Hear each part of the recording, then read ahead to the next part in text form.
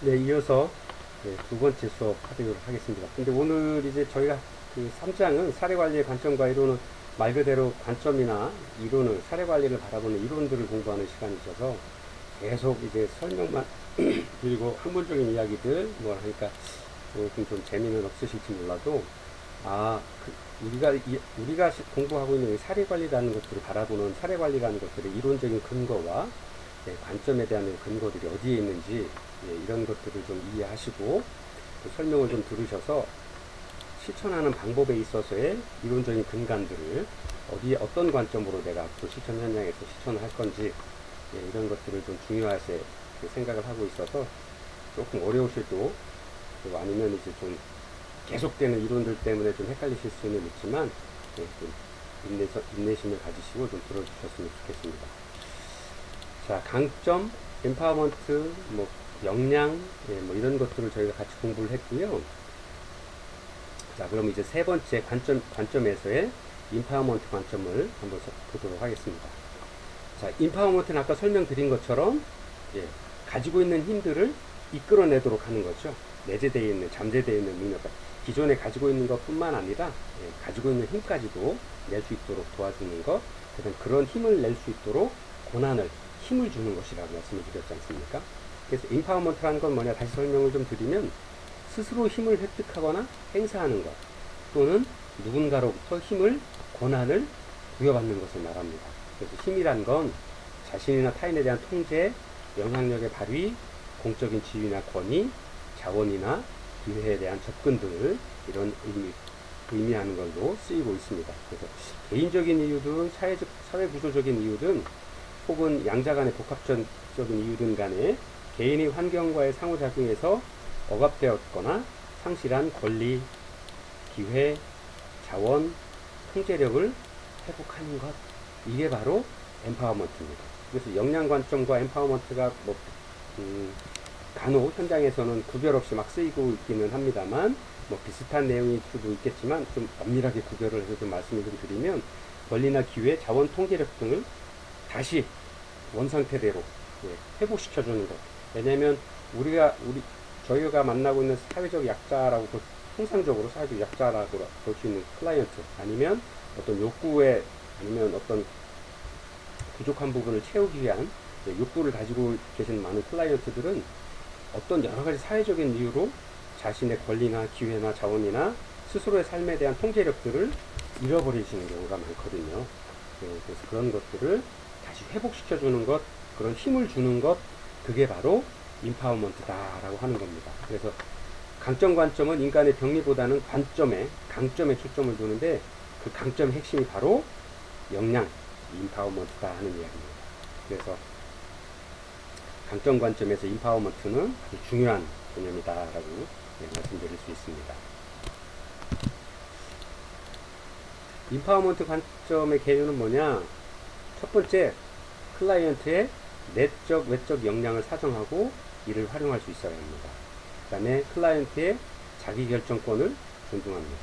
그 다음에 클라이언트와 사회복지사 선생님께서 아주 상호 협력적인 관계를 유지합니다. 그 다음에 사례관리에서의 인파워먼트 관점을 적용하는 건 어떻게 하느냐? 첫 번째, 인파워먼트 관점에서 개입은 크게 세 가지 수준에서 합니다. 첫 번째가 미시적인 수준, 그 다음에 조직 및 기관에, 아까 다양한 각도의, 다양한 시각에서의 실천이 가능하다라고 말씀을 드렸죠. 미시적, 중간 정도, 그 다음에 거시적인 수준. 마이크로, 메조, 매크로, 이렇게 영어로 표현을 하는데요. 미시적 수준은 뭐냐? 개인적인, 클라이언트 개인의 수준. 인간 대 인간의 수준.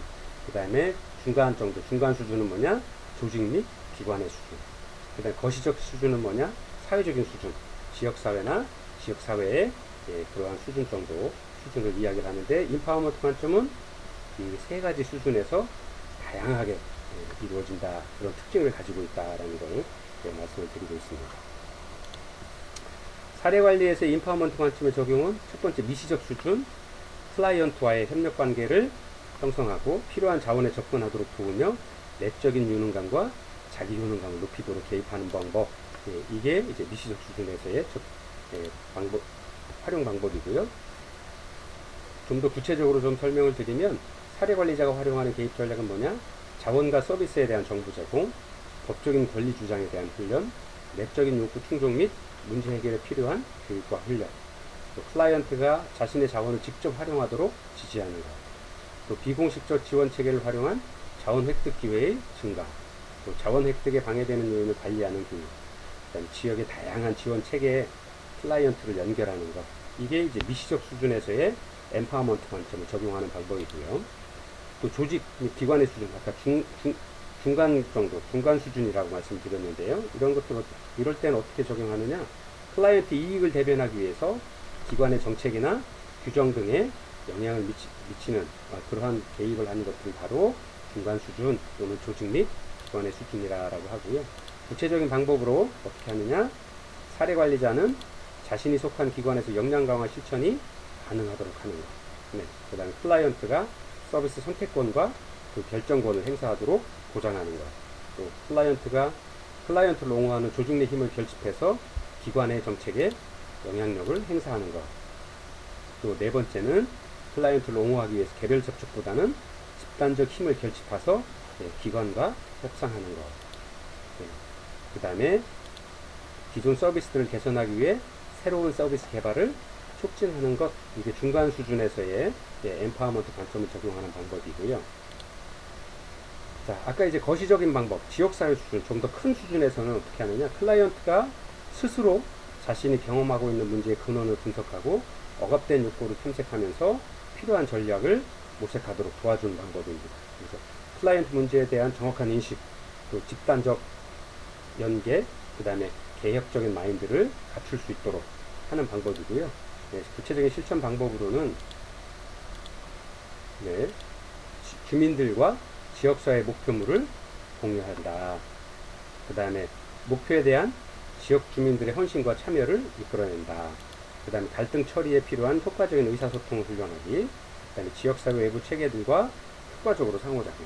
또 지역사회 문제 해결에 필요한 자원을 동원하기 위한 능력들. 그 다음에 장기적인 차원에서 지역사회의 힘과 자산을 구축해 나가는 어떤 그 방법들을 잘 훈련시키고 필요한 부분들을 활용할 수 있도록 하는 관점. 이게 바로 지역사회 수준에서의 인파워먼트 관점에 적용하는 방법이다. 이렇게 설명을 드릴 수 있습니다. 자, 네 번째가 이제 가족사정과 개입이론입니다. 가족사정과 개입이론. 왜 사례관리를 공부하는데 가족사정이라는 게 나올까요? 우리가 처음에 공부하셨던 것처럼 사례관리는 변화되어 있는 다양한 사회에서, 변화되어 가고 있는 다양한 사회에서 클라이언트와 클라이언트의 가족까지도 포함을 해서 클라이언트 뿐만 아니라 클라이언트를 둘러싸고 있는 환경, 주변 환경과 함께 욕구를 충족해 나갈 수 있도록. 왜냐면 클라이언트가 가지고 있는 문제가 클라이언트만의 문제가 아니라 그 가장 기초적인 사회 구성원인 가족들, 그리고 꼭 가족뿐만 아니어도 함께 생활하고 있는 아주 긴밀한 그 관계를 맺고 생활하고 있는 1차적인 어떤 상호작용 집단들과 관계를 맺고 있기 때문에 가족사정 이론이 사례관리에서의 필요한, 꼭 알고 계시거나 공부하셔야 될 이론이다라고 해서 이제 가족사정 이론이 나오고 있는 거고요. 한번 그러면 어떤 시각으로 사례관리에서 가족사정 개입 이론이 활용되고 있는지 한번 같이 보도록 하겠습니다. 첫 번째, 가족사정과 개입 이론의 개념은 뭐냐? 클라이언트의 가족은 1차 집단으로서 문제 해결에 아주 긍정적인 자원이며 동시에 변화를 하기 위한 그 대상입니다. 그래서 가족사정의 이론을 공부를 하고 있는 겁니다. 그래서 그 특징은 뭐냐? 가족은 하나의 역동적인 체계다, 시스템이다 라고 이야기를 합니다. 그 다음에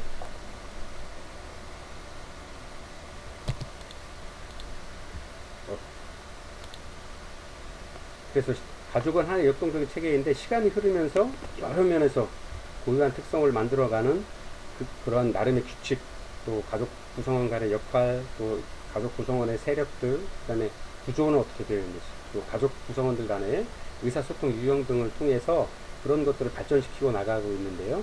이러한 것들을 정확히 파악해서 클라이언트와 그 가족의 변화를 유도하기 위한, 클라이언트 욕구를 해소하기 위한 방법들로 사정을 하고, 그러기 위해서 가족 사정을 공부를 하게 되는 겁니다.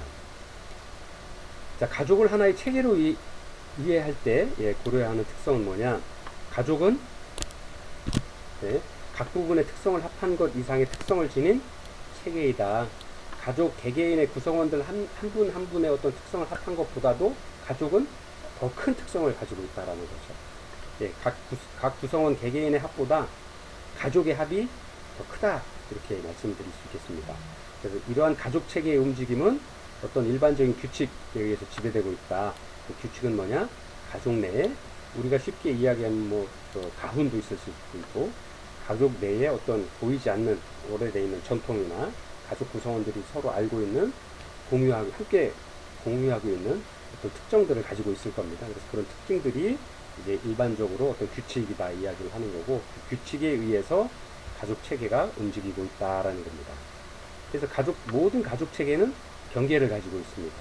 이와 같은 경계의 특성은 가족 체계가 어떻게 기능하는가를 이해하는 데 아주 중요합니다. 아버지의 자리, 엄마의 자리, 아이들의 자리. 그다음에 이제 그런 것들이 잘 가족 구성원 내에서 잘 서로 존중되고 잘 지켜져야 가족이 건강하게 생활을 할 수 있겠죠. 그래서 그러한 것들이 어떻게 활용되고 있는지를 잘 둘러보는 것도 가족 사정의 특징입니다. 그 다음에 네 번째로 가족 체계의 한 부분의 변화는 가족 체계 전체의 변화를 초래할 수 있다라는 겁니다. 그 다음에 가족 체계는 완전하지 않으며 항상 비교적 안정된 상태를 유지하려는 경향이 있다. 그 다음에 가족 체계의 기능 중에는 체계 간의 의사소통이나 피드백 기능이 아주 중요하다. 그 다음에 가족 내 개인의 행동은 직선적인 인간관계보다는 순화적인 인간관계로 보는 것이 이해하기가 쉽다. 그 다음에 다른 열린 체계와 마찬가지로 가족 체계는 목적을 가지고 있다. 그 다음에 가족 체계는 여러 하위 체계에 의해서 성립되며, 또한 가족 체계는 지역사회와 같은 보다 큰 상위 체계의 일부이다. 체계에 중첩되어 있는 가장 작은 시작되는 체계고, 또 그러한 가족 체계 내에서도 또 다른 하위 체계들이 계속 이어질 수 있다. 그래서 체계를 영어로 이야기하면 시스템인 거죠. 시스템. 무언가 하나 이루어지기 위해서 그 작은 부품들이 모여서 톱니바퀴처럼 돌아가는 그러한 체계다라고 생각을 하는 겁니다. 자, 가족 사정과 개입 이론의 개요는 뭐냐? 가족에 대한 사정 5가지. 첫 번째, 가족이 제시하는 문제를 확인한다. 두 번째, 생태학적 또는 환경적 사정으로 가족과 그 가족을 둘러싸고 있는 환경 차계 사이의 관계를 파악합니다. 또 세 번째는 세대 간 사정으로 확대 가족과의 관계 및 여러 세대에 걸쳐 반복적으로 나타나는 문제를 파악합니다.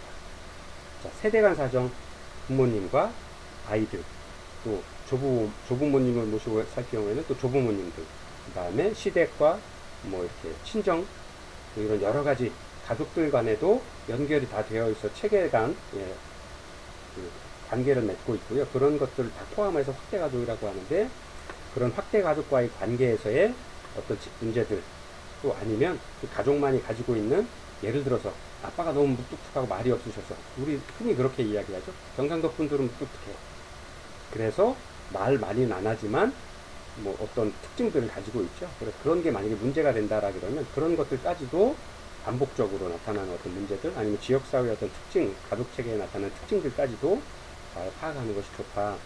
그 다음에 네 번째, 가족 내부에 대한 사정으로 가족의 구조와 기능, 의사소통의 방법, 가족이 가지고 있는 가치들, 신념 체계 등을 잘 파악합니다. 그 다음에 다섯 번째로, 가족 생애 주기에 따라서 가족 문제의 특수성과 보편성을 파악을 해야 합니다. 그래서 가족 개입에서는 가족과 신뢰관계를 형성한 후에 문제 해결을 위한 다양한 기법을 활용한 활동들을 바로 가족 개입이다라고 이야기를 합니다. 그래서 어떤 방법들이 있느냐? 가족 치료 이론, 상담 이론, 이렇게 두 가지로 크게 나눌 수 있는데, 가족 치료 이론은 정신역동 이론, 보웬의 가족 치료 이론, 그다음에 경험적, 구조적, 전략적 해결 중심 가족 치료 이론 등 여러 가지 가족을 치료를 하는 그 치료 이론들이 있고요. 또 하나는 상담을 통한 이론으로서 정신분석 3방, 그다음에 인지행동 상담, 그다음에 가족중재, 역할연습, 가족옹호 등 이런 여러 가지 상담을 하는 어떤 이론들이 가지고 있습니다.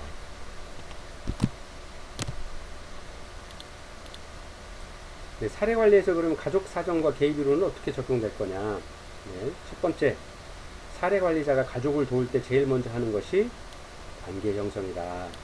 두 번째, 가족 혹은 가구 단위의 욕구를 잘 파악할 필요가 있다. 그러기 위해서 사례관리에서 가족사정이 사용이 되고 있는 거죠.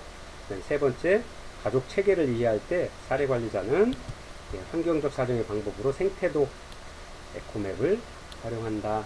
그 다음에 넷째, 가족 체계를 파악하는 또 다른 방법은 가계도 지노그램이죠. 활용한 정적인 사정입니다. 다섯 번째가 가족 옹호를 통해서 가족을 적극적으로 도울 수 있다. 이러한 방법들로 가족 사정 사례 관리에서 활용이 되고 있습니다.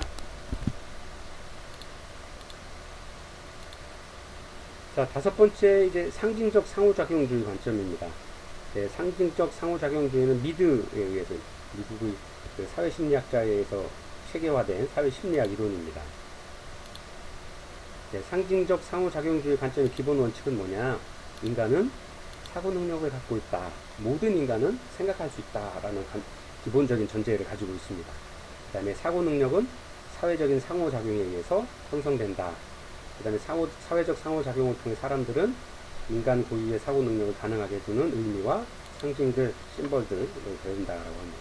그래서 의미와 상징은 인간 고유의 행위 및 상호작용을 수행하게 해주고, 사람들은 상황에 대한 그들의 해석의 근거에서 행동하고, 상호작용할 때 사용하는 의미와 상징을 수정 또는 변경할 수 있다라고 합니다. 그래서 이러한 수정 변경의 능력 때문에 사람들은 여러 가지 행위의 경로를 검토하고 그 유약함과 불리함을 평가하고 그 평가에 기초해서 어떤 행위들을 선택한다라고 하는 겁니다. 그래서 여기서 한번 모든 인간들은 다 사회작용을 하고요. 특히나 우리가 잘 아시는 것처럼 아이의 성장 과정에서 가장 중요하다라고 저희가 사회학에서 아니면 정신분석이나 심리학에서 이야기하는 게 엄마와 부모와의 유아기 시절에 애착관계를 잘 형성해줘야 된다라고 이야기를 하잖아요. 그래서 그런 겁니다. 사회적인 상호작용, 특히나 아이들의 경우에는 영유아기 때는 부모와의 애착관계를 통해서 그러한 상호작용에 대해서 배우고 그다음에 그런 것들을 학습하게 되는 거죠.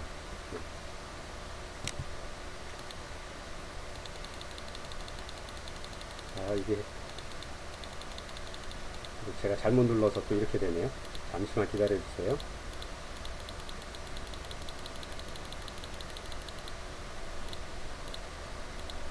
네.